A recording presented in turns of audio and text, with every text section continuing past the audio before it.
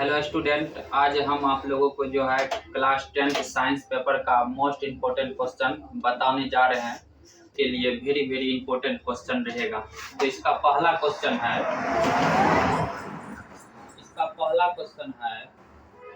विद्युत धारा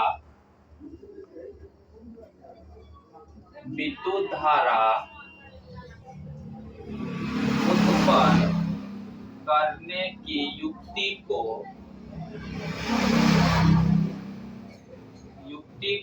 कहा जाता है। विद्युत धारा उत्पन्न करने की युक्ति को कहा जाता है। तो इसका ऑप्शन है पहला जनित्र, दूसरा ऑप्शन है इसका मोटर, तीसरा ऑप्शन है इसका दोनों, चौथा ऑप्शन है इसका नॉन ऑफ दीज, मतलब इनमें से कोई नहीं। तो विद्युत धारा उत्पन्न करने की युक्ति को कहा जाता है। तो आप लोग को पता होगा विद्युत धारा उत्पन्न करने की युक्ति को जो है जनित्र कहा जाता है। तो क्या बोला जाता है? जनित्र। जनित्र को डायनेमो भी बोला जाता है। ठीक, तो फिर इसका दूसरा नंबर का क्वेश्चन है ऊर्जा का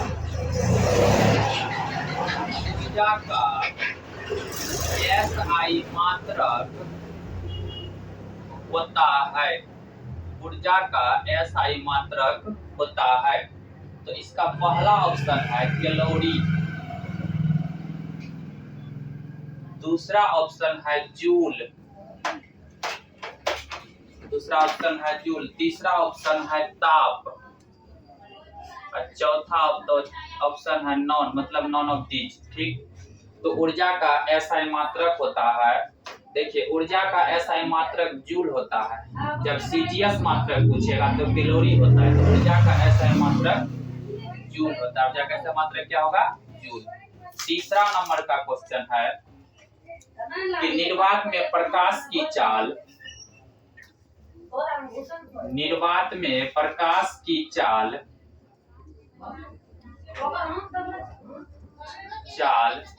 होता है।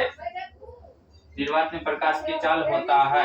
पहला ऑप्शन इसका 2 × 10⁸ मीटर प्रति सेकेंड, दूसरा ऑप्शन है 3 × 10⁸ मीटर प्रति सेकेंड, तीसरा ऑप्शन है दोनों और चौथा ऑप्शन है नॉन, मतलब नॉन ऑफ दीज। ठीक, तो निर्वात में जो है प्रकाश की चाल, देखिए निर्वात में प्रकाश की चाल होता है 3 × 10⁸ मीटर प्रति सेकेंड। जब पूछेगा कांच में प्रकाश की चाल कितना होता है तो 2 × 10⁸ मीटर प्रति सेकेंड। ठीक, चौथा नंबर देखिए क्या है, एल्काइन श्रेणी के, इसका होगा 3 × 10⁸ मीटर प्रति सेकेंड। टिक लगा लीजिए आप लोग। एल्काइन श्रेणी के सदस्यों का सामान्य सूत्र होता है।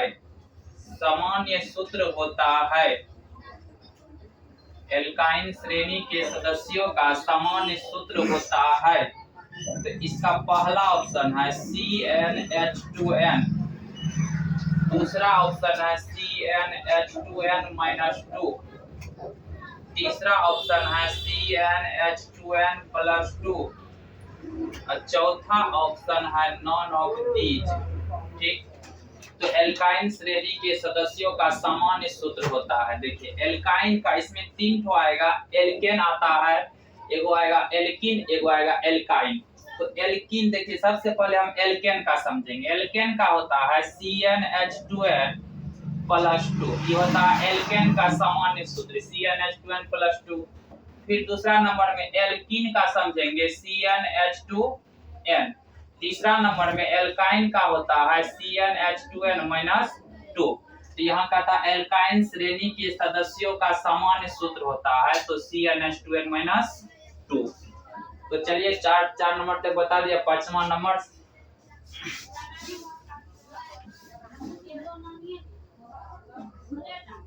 पांचवा नंबर का क्वेश्चन है कि 1 पिकोमीटर बराबर होता है, 1 पिकोमीटर पिकोमीटर बराबर होता है, 1 पिकोमीटर बराबर होता है।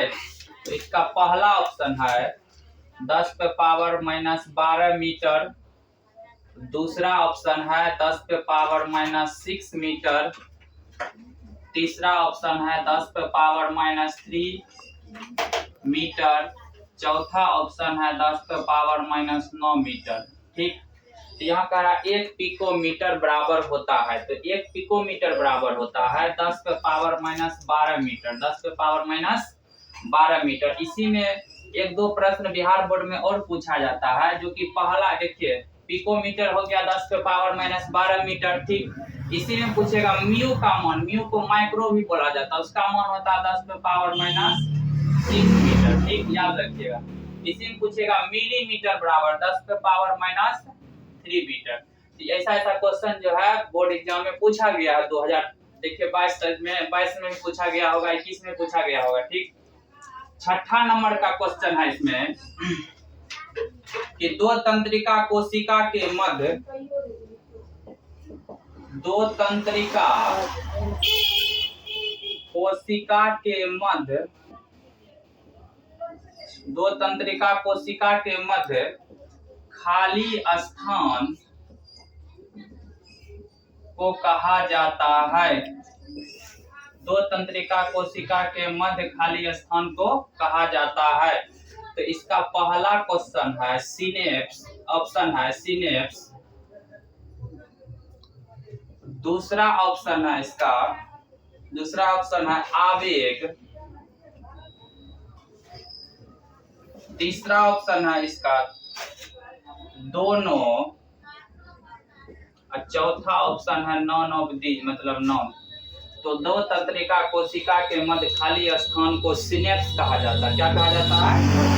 दो तंत्रिका कोशिका के मध्य खाली स्थान को क्या कहा जाता है? सिनेप्स। क्वेश्चन नंबर 7, कौन सा लेंस अपसारी लेंस भी कहलाता है? कौन सा लेंस अपसारी लेंस भी कहलाता है? अपसारी लेंस भी कहलाता है। कौन सा लेंस जो है अपसारी लेंस भी कहलाता है? पहला ऑप्शन है इसका उत्तल, दूसरा इसका है अवतल, मतलब लेंस, लेंस दिया है क्वेश्चन में, इसमें है तीसरा ऑप्शन दोनों, चौथा दिया है नॉन ऑफ दीज। ठीक, तो कौन सा लेंस अपसारी लेंस भी कहा जाता है? इस क्वेश्चन में जो है बहुत बच्चे जो है ना घबरा के इसका जो है ना गलत आंसर दे देते। ठीक, याद रखिएगा उत्तल लेंस, उत्तल लेंस, उत्तल लेंस को जो है अभिसारी लेंस कहा जाता है। कौन लेंस? अभिसारी लेंस। ठीक, अब मिल गया अवतल लेंस, अवतल लेंस को जो बोला जाता है अपसारी लेंस बोला जाता है। कौन लेंस? अपसारी लेंस। ठीक, अब इसी में दर्पण में आप चलिएगा, दर्पण में चलिए। ठीक, इसी में दर्पण आएगा, आपको कहेगा कि उत्तल दर्पण को कौन सा दर्पण कहा जाता है? उत्तल दर्पण को कौन सा दर्पण कहा जाता है? मतलब लेंस का, दर्पण का उल्टा लेंस होता है। ठीक, तो उत्तल दर्पण को जो कहा जाता है अपसारी दर्पण कहा जाता है। कौन दर्पण? अपसारी दर्पण। ठीक, इसी में आएगा अवतल दर्पण, अवतल दर्पण, अवतल दर्पण को बोला जाता है अभिसारी दर्पण। कौन दर्पण? अभिसारी दर्पण। तो याद रखिएगा यहाँ प्रश्न क्या कह रहा है, कौन सा लेंस अपसारी लेंस भी कहा जाता है? कौन सा लेंस होगा? अवतल लेंस। ठीक, क्वेश्चन नंबर 8 देखिए, दिया है निम्नलिखित में से कौन विद्युत विभवांतर का एसआई मात्रक है? या निम्न में से कौन, निम्न में से कौन विद्युत विभवांतर का, निम्न में से कौन विद्युत विभवांतर का एसआई मात्रक है? एसआई मात्रक है। तो मतलब निम्न में कौन विद्युत विभवांतर का एसआई मात्रक है? पहला इसका ऑप्शन है वोल्ट, वोल्ट को भी द्वारा। अब देखिए दूसरा ऑप्शन है इसका, दूसरा ऑप्शन है इसका देख लीजिए एम्पियर, ठीक। अब तीसरा ऑप्शन होगा इसका फेराड, तीसरा ऑप्शन होगा इसका फेराड। चौथा ऑप्शन है इसका फेराड हो गया, चौथा ऑप्शन दे दीजिए सभी। ठीक, निम्न में कौन विद्युत विभवांतर का एसआई मात्रक है? तो देखिए विभवांतर का पूछ रहा है, विद्युत विभव का पूछेगा तो मात्रक उसका वोल्ट होता है। एसआई मात्रक से लगभग बोर्ड एग्जाम में जो है 5-6 नंबर का प्रश्न आपको पूछा जाएगा। ठीक, तो एसआई मात्रक जो है, एसआई यूनिट जो होता है उसको आप कंबाइन कर मतलब अपने आप में कर लीजिए। ठीक, तो निम्न में कौन विद्युत विभवांतर का ऐसा मात्रक है? तो वोल्ट। निम्न में विद्युत विभवांतर का मात्रक वोल्ट, या पूछेगा आपको विद्युत विभव का मात्रक क्या होता है? तो वोल्ट होता है। ठीक, अब देखिए क्वेश्चन नंबर 8 हो गया है 9, क्वेश्चन नंबर 9 इसमें कहा चिपको आंदोलन का मुख्य उद्देश्य, चिपको आंदोलन का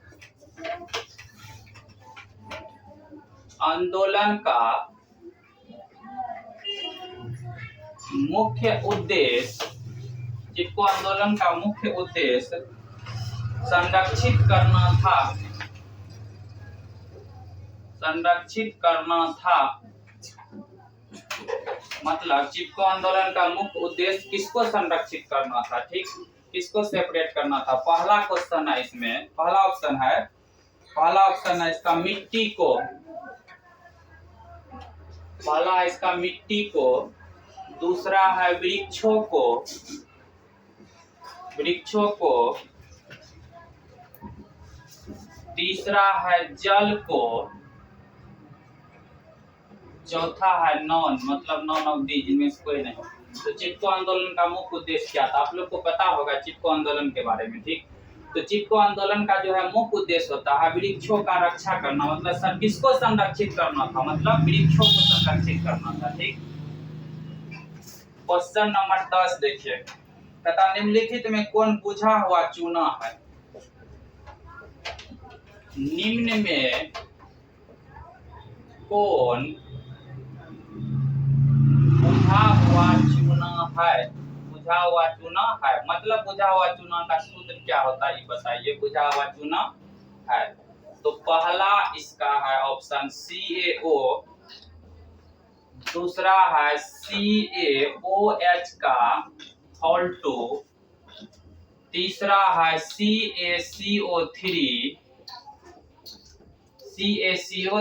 चौथा नंबर में है चौथा नंबर में है Ca। तो देखिए यहाँ पे आ गया निम्न में कौन बुझा हुआ चूना का सूत्र है? तो आप लोग को पता होगा ये केमिस्ट्री का क्वेश्चन है। ठीक, सूत्र इसमें पूछ रहा है बुझा हुआ चूना का, तो बुझा हुआ चूना का सूत्र आपको पता होगा। तो बुझा हुआ चूना का सूत्र होता है CaOH का होल 2, मतलब Ca calcium OH hydra oxide, मतलब इसका नाम हो जाएगा कैल्शियम हाइड्रा ऑक्साइड, और सूत्र हो गया CaOH का होल 2। ठीक, इसी में कभी कभी पूछेगा संगमरमर का सूत्र क्या होता है? चूना पत्थर का सूत्र क्या होता है? जो कि बोर्ड एग्जाम में बहुत बार पूछा गया। संगमरमर का सूत्र पूछे या आपको चूना पत्थर का सूत्र पूछे तो उसका सूत्र होता है CaCO3, मतलब कैल्शियम कार्बोनेट। CaCO3 मतलब कैल्शियम कार्बोनेट उसका नाम होता है। ठीक, तो बुझा हुआ चूना का क्या हो जाएगा? CaOH का होल 2, CaOH का कैल्शियम हाइड्रा ऑक्साइड। ठीक, अब क्वेश्चन नंबर 11 देखिए, इसमें क्या कह रहा है कि बॉक्साइड किस धातु का महत्वपूर्ण अयस्क है? मतलब बॉक्साइड जो है किस धातु का, बॉक्साइड किस धातु का महत्वपूर्ण अयस्क है? बॉक्साइड जो है किस धातु का महत्वपूर्ण अयस्क है? तो इसका पहला ऑप्शन दिया है तांबा, या ऑप्शन में भी आप लिख सकते, जैसे लिख सकते हैं Cu संकेत के रूप में, दूसरा दिया है Al, तीसरा दिया है Zn, चौथा दिया है इसका Fe।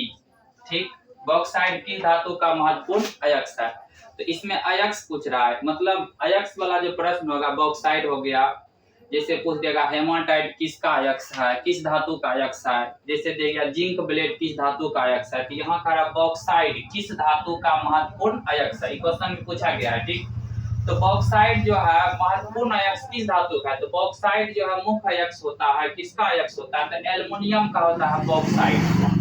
एल्युमिनियम का होता है, एल्युमिनियम में लगा दिए एल्युमिनियम का संकेत क्या होता है, Al, तो Al में लगा दीजिए। ठीक, जैसे यहाँ Cu आपका कॉपर है, Zn आपका जिंक है, Fe आपका लोहा है जिसको आयरन बोला जाता है। ठीक, अब क्वेश्चन नंबर चलिए 12, बहुत इंपॉर्टेंट क्वेश्चन है, आप लोग जो इसमें ध्यान दीजिएगा। कहता है कि अष्टक सिद्धांत को किसने स्थापित किया, अष्टक सिद्धांत को किसने स्थापित किया, अष्टक सिद्धांत को किसने स्थापित किया। तो पहला इसका ऑप्शन है, पहला है डॉब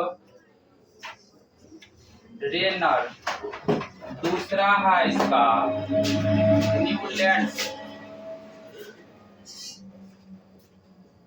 ठीक, इसके बाद तीसरा नंबर है इसका, तीसरा ऑप्शन है मेंडलीफ, चौथा इसका ऑप्शन है नॉन ऑफ दीज, जो देना है। तो अष्टक सिद्धांत को किसने स्थापित किया था, आप लोग को पता होगा। अष्टक सिद्धांत को जो है डॉबरेनर है, न्यूलैंड है, मेंडलीफ है, नॉन ऑफ दीज। मतलब अष्टक सिद्धांत का जो प्रतिपादन, मतलब अष्टक सिद्धांत किसने दिया था, तो न्यूलैंड ने दिया था। अष्टक सिद्धांत किसने दिया था, न्यूलैंड ने दिया था। ठीक,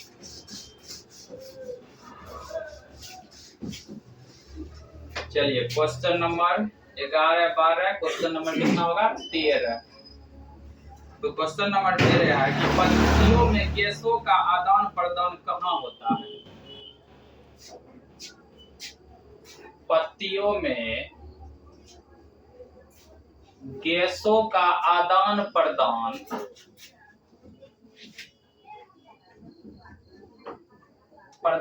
कहाँ होता है, पत्तियों में गैसों का आदान प्रदान कहाँ होता है। पहला ऑप्शन दिया इसका रंध्र, दूसरा ऑप्शन दिया इसका मध्य सिरा, पहला है रंध्र, दूसरा है मध्य सिरा,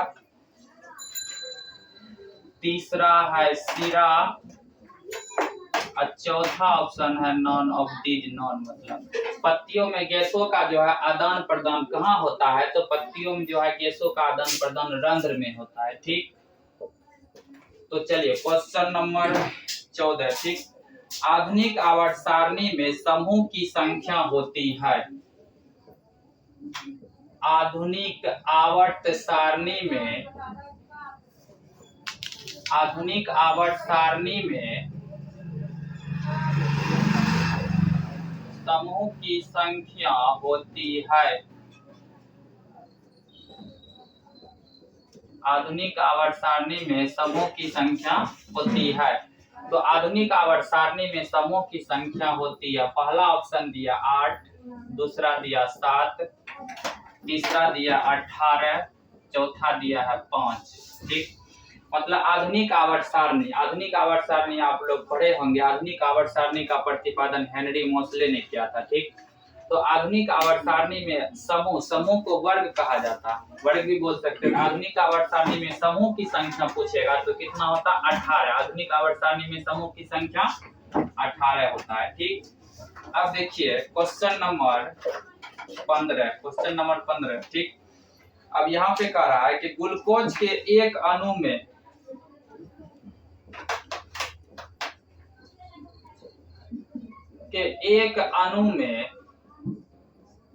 ग्लूकोज के एक अणु में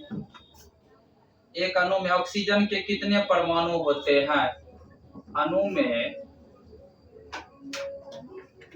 ऑक्सीजन के कितने परमाणु होते हैं, कितने परमाणु होते हैं। तो ग्लूकोज के एक अणु में ऑक्सीजन के कितने परमाणु होते हैं, तो पहला ऑप्शन दिया है इसका 4, दूसरा दिया है 6, तीसरा दिया है 8, चौथा ऑप्शन इसका 12 है। ठीक, तो ग्लूकोज के एक अणु में ऑक्सीजन के कितने परमाणु होते हैं? तो आप लोग को पता होगा कि ग्लूकोज का सूत्र सबसे पहले पता होगा C6H12O6। ग्लूकोज का सूत्र होता है C6H12O6। ठीक, अब इसमें पूछ रहा है कि ऑक्सीजन के कितने परमाणु होते हैं? ऑक्सीजन के 6 परमाणु होते हैं। ऑक्सीजन के पास कितने परमाणु है? 6 परमाणु। चलिए ठीक, तो आप लोगों को आज हम 15 क्वेश्चन दिए हैं बोर्ड एग्जाम 2023 के लिए, जो है most important question. Board exam 2023 के लिए जो है मोस्ट इम्पोर्टेंट क्वेश्चन है। इसी तरह आपको जो है आगे भी मोस्ट इम्पोर्टेंट क्वेश्चन 2000 बोर्ड के लिए मिलता ही रहेगा। बहुत जल्द जो है रेगुलर वीडियो डाला जाएगा मोस्ट इम्पोर्टेंट क्वेश्चन का। तो जितने भी स्टूडेंट हैं जल्द से जल्द इस लिंक को सब्सक्राइब कर लीजिए और लाइक शेयर कीजिए, जिससे कि आप इस चैनल में जो है ना आप अधिक से अधिक वीडियो का लाभ ले सके और बोर्ड एग्जाम 2023 का जो है अच्छी से तैयारी कर सके। धन्यवाद।